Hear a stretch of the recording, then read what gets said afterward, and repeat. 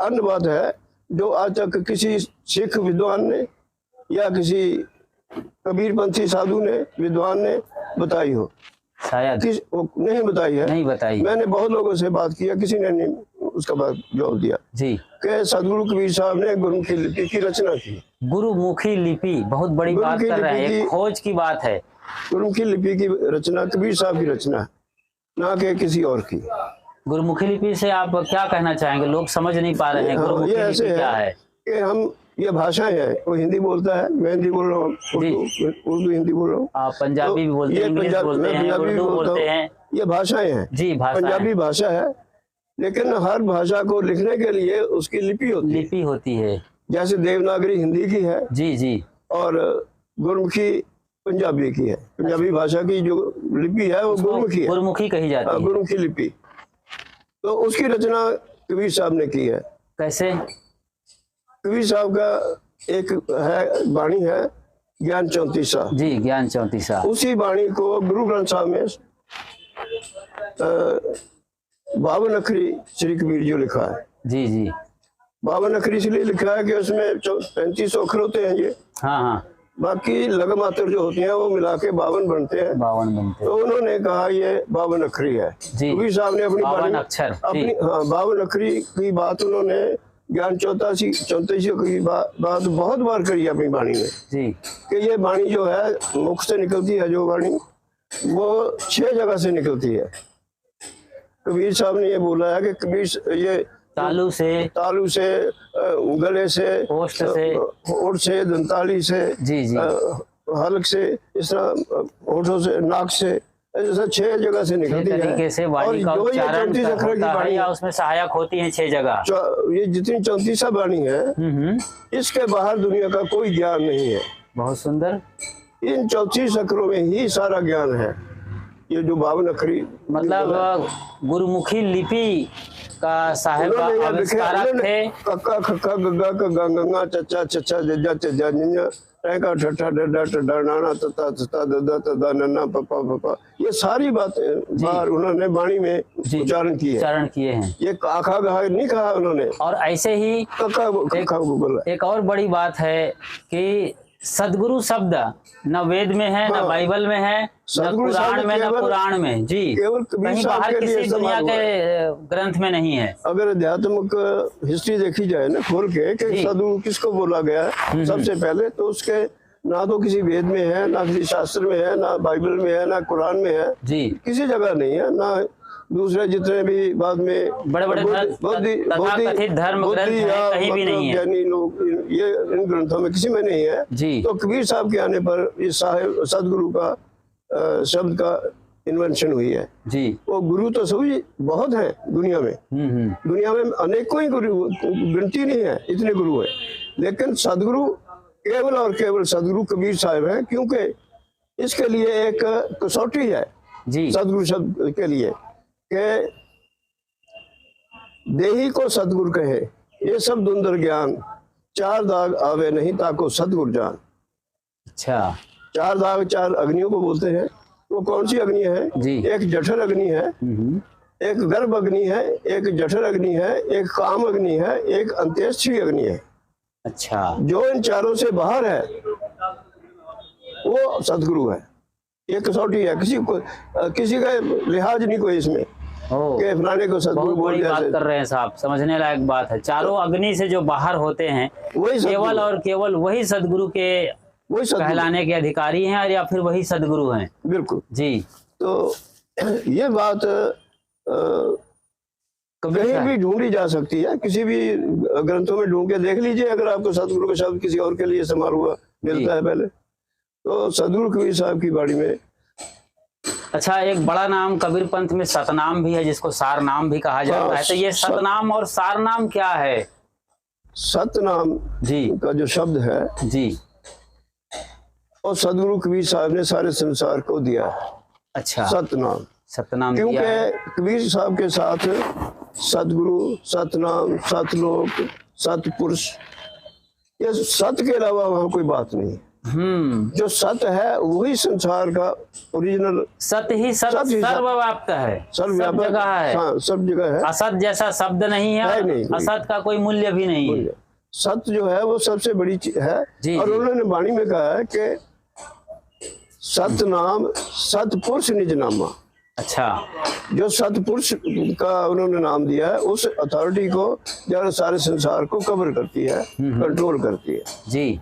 तो उसको सतनाम सतपुरुष बोला है। तो सतनाम सतपुरुष निज नामा। दुनिया में सतपुरुष के अनेकों ही नाम रखे हैं संतों महापुरुषों ने, गुरुओं पीरों ने, अवतारों ने जी। लेकिन जो वो है सारे आखिरी नाम है जी। जो ये नाम है सतनाम, ये निज नाम है उनका। एक ही नाम है जो उनका निज नाम है, वो है सतनाम। क्योंकि सत का नाम कोई और हो ही नहीं सकता। सत का नाम सतनाम, सत का नाम सतनाम ही हो सकता है। तो जैसे सतनाम ही निज नाम है कह रहे थे। हाँ, निज उनका नाम निज नाम का मतलब क्या हुआ? निजी मतलब उनका सदगुरु के कबीर साहब के लिए है। हाँ, उनके लिए है। अच्छा। सतपुरुष के लिए है। फिर वही बात आगे मैं अभी नोट कर रहा था उधर जी जी। कि वो कह रहे मैं निराकार को मेरा सामने है, मेरे पास निराकार है और मेरे से ऊपर और कोई नहीं है। जी, मतलब मेरे से ऊपर और मेरे ऊपर कोई नहीं है। बिल्कुल बिल्कुल। वाणी में एक बार नहीं, स्वयं के शिखर पर विराजमान है, उनके ऊपर कौन होगा? अब तो जाए चढ़े सिंहासन मिले हैं सारंग पानी। कबीर का घर शिखर पर, राम कबीर एक पे है, कोई न सके पछानी। जी। तो ये सारी बातें तो वाणी में है जी, लेकिन हमने उसका मूल्यांकन अपने अपने तरीके से कर लिया, क्योंकि हम चाहते नहीं है कि कबीर साहब को हम इतना ऊंचा बना दें। जी। कबीर साहब आए हैं संसार में ये सोच कर आए थे कि हमने ये सारी दुनिया के लोगों को एक बनाना है। जी। ऐसा नहीं कि जो सनातन मत कह रहा है कि हिंदू ब्राह्मण जो है ब्रह्मा के मुख से पैदा हुआ, जो क्षत्रिय थे वो बाजुओं से पैदा हुए, वैश्य पेट से पैदा हुए, शूद्र पैरों से पैदा हुए। उन्होंने कहा नहीं, मैं इस बात को नहीं मानता, कंडम करता हूँ इस बात को। बहुत सही। एक नूर से सब जग उपजा। उन्होंने कहा अव्वल अल्लाह नूर उपाया, कुदरत के सब बंदे एक नूर थे सब जग उपजा, कौन भले को मंदे। ये बात संसार में पहली बार कही गई है हिंदू ये सनातन मत के खिलाफ। कोई आदमी इस बात को उठा नहीं। यही कारण है कि कबीर साहब का सत जो है वो कबीर साहब का सबसे बड़ा दुश्मन है। कबीर साहब का सत बाकी दुनिया के लिए, जो कबीर साहब का सत है वही उनका दुश्मन बना। अच्छा। ये जो लोग जितने मतों वाले लोग हैं वो कबीर साहब के दुश्मन है ऊपर से। वो उनकी वाणी को बदल तो सकते नहीं है, उनकी बात को झुठला नहीं सकते हैं। सारी जिंदगी देखा उन्होंने ऐसा करके, लेकिन नहीं कुछ कर सके जी। लेकिन उनको टीस है अंदर से कि उन्होंने हमारे खिलाफ ये बातें क्यों कही हैं। यही बात है कि कबीर साहब को आगे नहीं उठने दिया जाता। आप देख लीजिए सभी महापुरुषों के सारे हिंदुस्तान के लेवल छुट्टी है, अवकाश है, लेकिन कबीर साहब का नहीं है। क्यों नहीं है? क्या उनको पता नहीं कि कबीर साहब बाकी महापुरुषों से सबसे ऊपर है? सबकी छुट्टियां उनकी क्यों नहीं? मालूम है, सबको मालूम है, लेकिन नहीं कर रहे हो। झूठे लोग सच को कहाँ बर्दाश्त नहीं कर रहे हैं। जो अंधा आदमी को उजाला से क्या मतलब है? दूसरे ये है, हम कहते हैं कि हमने बड़ा कुछ किया, हम बहुत कर रहे हैं, ये भाग दौड़ कर रहे हैं, बड़े संत महात्मा घूम रहे हैं, कर रहे हैं। कबीर पंथ के संतों और महंतों से बोल रहे हैं। मैं उनसे बोल रहा हूँ। खास बोलिए यहाँ पर कि आप क्या कहना चाहेंगे? आज वो कर तो रहे हैं, जो करना चाहिए वो नहीं कर रहे हैं, कुछ उल्टा कर रहे हैं आपकी भाषा में, तो उनको करना क्या चाहिए? संतों महंतों और धर्म के जो अगुआ लोग हैं कबीर पंथ के, उनको जी, चाहे वो भक्त ही क्यों ना हो। कबीर साहब ने तो जो करना था वो तो सब कुछ वो करके गए वाणी में। जी जी। हमने तो उस वाणी को लोगों को सामने प्रोजेक्ट करना है। अगर हम उनकी वाणी को प्रोजेक्ट कर देते हैं, उनकी विचारधारा भी अपने आप आ जाएगी, उनकी वाणी भी आ जाएगी, उनका इतिहास भी आ जाएगा, क्योंकि वाणी में ही इतिहास होता है। जी जी। जो कुछ कोई आदमी व्यक्ति होता है वो अपनी वाणी में सब कुछ मिलता है। तो उनकी आत्मा का निचोड़ है। हाँ। वही बोल रहे हैं, वही सब कुछ है। लेकिन ऐसा गलत हुआ है कि कबीर साहब की वाणी को अलग कर दिया गया, उनके इतिहास अलग तरह से सृजन किया गया है। वो ब्राह्मण लोगों ने किया है पहले। अच्छा। जो ब्रह्मवाद था, इन्होंने कबीर साहब का इतिहास गलत लिखा है, गलत तथ्यों के आधार पर एक पैरेलल इतिहास लिखा है, ताकि वो और जिंदगी में नहीं कर सके। कबीर साहब के साथ बहुत कुछ किया उन्होंने, लेकिन वो पूरे नहीं उतर सके। आखिर में पढ़े लिखे वही लोग थे, उन्होंने कबीर साहब का गलत तत्वों के ऊपर ये ऐसे ऐसे करके इतिहास लिख दिया जो आज हमें बताया जा रहा है। बताइए। लेकिन असली इतिहास तो कबीर साहब की वाणी में है। बिल्कुल बिल्कुल। जो कबीर साहब कहते हैं कि भाई मैं नार पर आई अपनी भोगे नरके जाए, आग आग सब एक है, दिया हाथ जल जाए। तो वो कैसे आदमी हो सकता है कि उसने शादी की हो? लोई बन सकती है उनकी कोई पत्नी, धनिया रमजनिया डॉक्टर रामकुमार वर्मा ने लिख दिया। ये तो ऐसे करते हैं जैसे फुटबॉल है, जैसे मर्जी किक मार दो किसी को, वो जो मर्जी जैसे मर्जी खेलते रहो। ये ऐसे लोग कर रहे हैं। क्यों? हमारे लोगों का यही, हमने इसी बात को रोका नहीं। हमारे जितने भी संत महापुरुष हैं, इन्होंने इस बात का कमी है इनमें कि इन्होंने किसी गलत आदमी को रोका नहीं। सदगुरु कबीर साहब के खिलाफ लोग जो मर्जी आए बोल रहे थे, अनर्गल प्रलाप कर रहे थे, और हम जैसे लोग जो उनके सुनते रहे, बानी बाना लेके घूम रहे हैं और उनके नाम पे रोटी खा रहे हैं, जीवन चला रहे हैं, वो उनके खिलाफ नहीं लड़ते हैं जो सदगुरु खिलाफ बोल रहे हैं या कर रहे हैं। बिल्कुल। अपनी जिम्मेदारी हमने पूरी नहीं की है, इसी वजह से। आपने यहाँ पंजाब के अंदर क्या कौन सी क्रांति जैसी कोई चीज की है कबीर साहब को लेकर के? देखिए, जब मैं कॉलेज से निकला था जिस दिन जी, मेरे साथ एक मेरा दोस्त था जो मेरा फास्ट फ्रेंड था। अच्छा अच्छा। तो उस वक्त मैंने एक कागज लिया, पता नहीं मेरे मन में क्यों आया। मेरे फादर साहब ज्ञानी थे, उन्होंने 12 साल संतों से संथ्या ली है श्री गुरु ग्रंथ साहब की। अच्छा। 12 साल उन्होंने संथ्या लिया, उन्होंने पढ़ाया बच्चों को। गाँव के वो बच्चे, लड़कियां लड़के जो स्कूल में नहीं पढ़ने जाते थे, उनको पढ़ाया। अच्छा। उनको मास्टर जी बोलते थे, पिताजी को। अच्छा अच्छा। तो उन्होंने मेरे को बताया कि भाई मैंने जो वाणी कबीर साहब की पढ़ी है, उसके हिसाब से जो इतिहास दिखाई दे रहा है उसमें अंतर है, बहुत गलत भी है, इसमें कहीं ना कहीं गड़बड़ी है जी। मैं हिंदी भी नहीं जानता, मेरी समस्या है, मैं हिंदी नहीं जानता, इसलिए मैं कबीर साहब के जो मूल ग्रंथ है उनको नहीं पढ़ सकता जी। मैं पंजाबी के ग्रंथ तो सारे पढ़े हैं जी। तो उसमें ये आपकी अब जिम्मेवारी है। अच्छा। इन दोनों का मिलान करके आप देखिए भी इसमें क्या बात है। उन्होंने आपको सौंप दिया ये, मतलब उस वक्त मेरी बात उनसे होती रही है। तो फिर मैं उस दिन वो कागज पे लिखा था कि मेरा जीवन का कल्याण चाहे हो ना हो अगले जन्म में देखा जाएगा। लेकिन मैं सदगुरु कबीर साहब के बारे में जो गलत भ्रांतियां फैली हैं, प्रारंभ लेखे पाए गए, उनको ठीक करने की कोशिश करूंगा। और मैंने अपने खून निकाल के खून से साइन किए। कौन?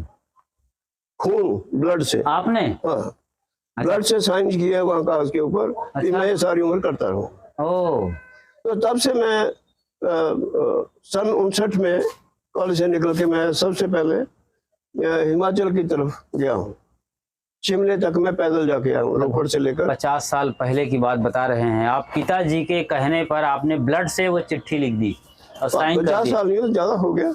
हाँ, ज्यादा भी हो गया। 65 साल हो गए। अच्छा अच्छा। हाँ 40 और 20 60, हाँ 65 के करीब हो गया। जी जी, माफ करिए। तब मैं वहाँ मतलब एक संत थे हमारे पास, तो लक्ष्मण दास गोसाई। अच्छा। वो बहुत क्रांतिकारी संत थे। अगर ऐसे संत होते 2-4 हमारे पास जी, तो हम अपनी बात को कह सकते थे ठीक तरीके से। उनके खिलाफ 20 मुकदमे चलते थे, उन्होंने इतना लड़ाई की है समाज के लिए, अच्छा के लिए। अच्छा अच्छा। तो उनके साथ मैं गया शिमले तक, पैदल गया हूँ। तो गांव घूम के गया हूँ, देख के कबीरपंथी लोग कैसे हैं, क्या करते हैं, पढ़े लिखे लोग हैं, खेती करते हैं जी, सारा कुछ है, बढ़िया से रहते हैं। लेकिन कहीं कुछ कबीर साहब की जानकारी है, कईयों को नहीं है, इस तरह की बात है। फिर उसके बाद में अब लोगों ने मुझे ये बात कही कि आप हमारी सेवा कीजिए, फिर हम आपकी सेवा करेंगे। उनका इशारा था कि मैं आपको हम MLA बनाएंगे। अच्छा। ये 59 की बात है, 59-60 की बात है। अच्छा अच्छा। तो लेकिन मैं पहले से ही मैरिड था, मेरी शादी हो चुकी थी पहले। तो मुझे रोजी रोटी के लिए अपना प्रबंध करना था। क्योंकि मेरे पिताजी को भी संतों ने ये बात बोली थी कि आपने पाठ जो है वो मोर नहीं बेचना, उसका पैसा नहीं लेना। रोक दिया आखिर में जाके 12 साल के बाद। तो अपने रोजी रोटी का अपना कोई प्रबंध जैसे भी करना हो करो। तो उसी तरह का मुझे भी रोजी रोटी का प्रबंध करना था। मैंने नौकरी के लिए अपने पाठ मोर नहीं बेचना का मतलब क्या हुआ? पाठ जो पाठी होते हैं ना, जो पाठ करते हैं तो उनको पैसे मिलते हैं। अच्छा अच्छा, गांव में घर में तो जहाँ भी आप पाठ होता इसे है, धंधा मत बनाना इसको। जी। आपने किसी की मदद करनी हो, आप पाठ करना हो, साल में एक बार जरूर करा लेना अच्छा अपने अच्छा घर में। अच्छा। तो इस तरह की मतलब उन्होंने बात की, उन्होंने सारी उम्र उस बात को पूरी अच्छा, वो आप पहरा दिया। पैदल उस साहब के पास चले गए, वैष्णव जो नाम हाँ, वो लक्ष्मणदास जी थे जी। मैं शिमले जाके सारी घूम घाम के आया। फिर यहाँ आके घूम के क्या करते थे? घूम घूम के लोगों से मिलने गया था मैं, तो सिर्फ अच्छा, अपने समाज को देखने गांव के में लिए जाते थे और लोगों से अपनी बात रखते ठहरते थे। लोग बहुत खुश होते थे अच्छा कि अच्छा। एक बड़ा लिखा आदमी हमारे साथ जुड़ रहा है, हमारी बात कर रहा है। कोई आज तक किसी ने बात नहीं की, ओ कभी कोई गया नहीं था। ये भी आज के दौर में भी करने लायक, समझने लायक, सीखने लायक बात कर रहे हैं साहब। तो फिर मैंने ये सोचा कि कोई ना कोई संस्था बनाए। कोई मेरे साथ कोई था नहीं उस वक्त, बड़े लोगों से मैं मिलते की। एक बात सन 60 की बात है, 18 अगस्त को मैंने सीएम थे अपना ये कैरों, अच्छा, प्रताप सिंह कैरों, पंजाब के सीएम थे। तो मैंने उनको एक चिट्ठी लिखी। तो इस तरह की प्रभावशाली चिट्ठी थी कि उन्होंने मेरे पास कोई 10-15 दिन के बाद मेरे को लेटर आएगा उसका, लीगल लेटर जी। उन्होंने कहा कि I read your letter dated 15th of August 1960 which had a great impression on my mind. Kindly let me know what can I do for you. जी। तो उस वक्त मैंने 2-4 लोग थे मेरे पास इधर उधर, मेरे साथ चलो हम जाके उनसे बात करते हैं जी। कोई आदमी मेरे साथ चलने के तैयार नहीं हुआ। वो पॉइंट था कि हम पीछे रह गए। बताइए, अगर उस वक्त हम मिल लेते तो कोई बात हो जाती, जरूर जरूर समाज के तौर पर होती कोई, लेकिन पंजाब के स्तर पर तो हो ही जाती कम से कम। नहीं, सारे होना था फिर तो। अच्छा, हाँ, तो आपको अकेले पहुंच जाना था? बस यही क्या दूसरे का मदद करना? जब ये तो आग आपके अंदर लगी तो थी, आज आप बात कर रहे बाकी हो, तो सब ये तो आज आप 60 साल के बाद 65 साल के बाद बात कर रहे हैं। अच्छा अच्छा। लेकिन उस वक्त मैं एक मैच्योर आदमी था, मैच्योरिटी नहीं थी, इतनी मैच्योरिटी नहीं थी। परिवार भी साथ था, परिवार भी था, सबको देखना, जी जी मैं समझ रहा हूँ साहब। तो हाँ, मेरे साथ 2 आदमी, मैं चाहता था मेरे साथ कोई गया नहीं। वो कहते भी 1 रुपए के बजाय 5 रुपए दे देते तेरे को, लेकिन हम साथ नहीं जाएंगे। ओ, तो फिर मैंने चिट्ठी लिखी उनको, लेकिन वो चिट्ठी रह गई। तो फिर उसके बाद मैंने यहाँ सब संवेद का बड़ौदा में कार्यालय है, सब संवेद एक पत्रिका निकलती थी हमारे पास। मेरे पिताजी बहुत देर पहले से कबीर साहब की एक फोटो लेके लगाई थी उन्होंने घर पे, तो उसके नीचे लिखा हुआ था नाम, उसका एड्रेस लिखा हुआ था, कार्यालय सब संवेद सियाबाग बड़ौदा। तो वहाँ से मैंने उनको चिट्ठी लिखी एक, उन्होंने बड़ी जल्दी मेरे को चिट्ठी का जवाब भी दिया, और 12 महीने के जितने पत्र थे उनके पत्रिका मासिक पत्रिकाओं को भेजा, वो सारी भेजी मुझे। उस वक्त सारी चीज का बहुत ज्ञान, बड़ा हेल्प किया उन्होंने, क्योंकि मैं कबीर साहब के बारे में ज्यादा नहीं जानता था। कबीर साहब के चित्र पर भी आपकी अच्छी नजर है। वो कबीर साहब के चित्र भी उस वक्त उन्होंने भेजे। अभी आप देखते होंगे कि आमतौर पे कबीर साहब के चित्र जो है, उसके जो कुर्ते नजर आते हैं वो नीले रंग के आते हैं। वो नीले रंग के आते हैं, मूछें उनकी कटी हुई लगती है, दाढ़ी कटी हुई, मूछें की पहले तो बिल्कुल बीच में दिखा ली, जैसे मुसलमान बनाया जाता था जानबूझ के। ये एक षड्यंत्र था कबीर साहब के खिलाफ। अच्छा अच्छा। और सन 80 में पता नहीं किसने, बेवकूफ आदमी ने, मैं तो बेवकूफ आदमी कहूंगा उस आदमी को जो सारे समाज के साथ, कबीर साहब के साथ जिसने दगा किया, धोखा किया, कि कबीर साहब की बिना मूछ दाढ़ी के एक मोर पंख लगा के एक फोटो निकाल दी, और वो फोटो वायरल हो गई, सरकारी तौर से रजिस्टर्ड हो गई, सरकारी तौर पे हो गई। उन्होंने आगे वो उसका पोस्टेज स्टैंप निकाला, हाँ, टिकट निकल गया उसका, डाक टिकट निकाला उन्होंने जी। तो वो आगे से वो पक्की कर देगा। बताइए, और हम लोग हाथ पर हाथ धरे अब भी बैठे मैं कुछ बातें साहब को बड़ी इस पर पीड़ा भी होती है और गुस्सा भी आता है, दोनों चीजें एक साथ हो रही हैं। आप लोग जो सुन रहे हैं, सोचा था एक नहीं, मैंने की जिम्मेदारी बनती है, कुछ करना है, सोचिए, विचारिए और आगे बढ़िए जी। हमने उसके बाद चलते चलते फिर मुझे नौकरी मिल गई, मैं चंडीगढ़ आ गया, कबीर साहब के बारे में स्टडी करनी शुरू की। फिर उनके ग्रंथ लिए मैंने। एक संत मिले मुझे, प्रीतम दास भारद्वाज, तो उन्होंने मेरे को बड़ा ठीक ज्ञान दिया और ग्रंथ दिए मेरे को। अच्छा अच्छा। तो फिर मैं वो ग्रंथों की मतलब स्टडी की सारी। तो उसके बाद फिर मन में ऐसे आया, लोगों को मैं जहाँ भी जाता था पीरबंदी लोगों को ढूंढता था, किसी न किसी तरीके से कहाँ पे मिल जाए। तो ऐसे करते करते हमने कुछ लोगों से मिलके पिंजौर में एक संस्था बनाई। तो वहाँ से भी पत्रिका निकाली एक, वो भी 83 की बात है ये। 83 में मैंने पत्रिका निकाली, उसमें मेरे कबीर साहब का वहाँ इतिहास दिया जो वहाँ पिंजौर का था। अच्छा अच्छा। तो पिंजौर यहाँ कहाँ पे आ रहा है? चंडीगढ़ के पास ही है? चंडीगढ़ के आगे थोड़ा हिमाचल की तरफ जाए तो अच्छा अच्छा, पिंजौर रास्ते में आता है।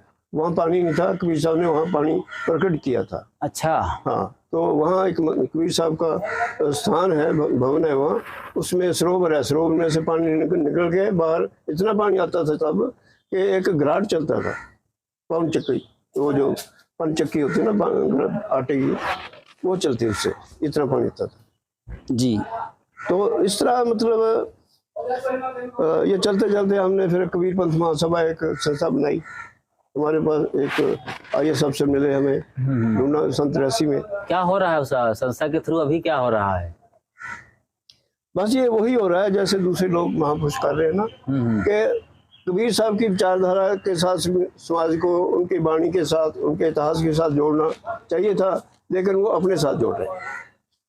वो कहते हैं संगठित बनो, संगठित का मतलब ये है कि अपने साथ जोड़ रहे हैं, वो कबीर साहब के विचारधारा के साथ नहीं जोड़ रहे हैं। ये सबसे बड़ी बात है। अपनी चौधरी के लिए चिट्टे कुर्ते पा के, पजामे पा के लोगों में घूमते, ये चौधरी हैं हमारे समाज के, बस इतने तक है। जी जी। ना कोई इतिहास की बात करता है, ना कोई वाणी की बात करता है, ना विचारधारा की बात करता है।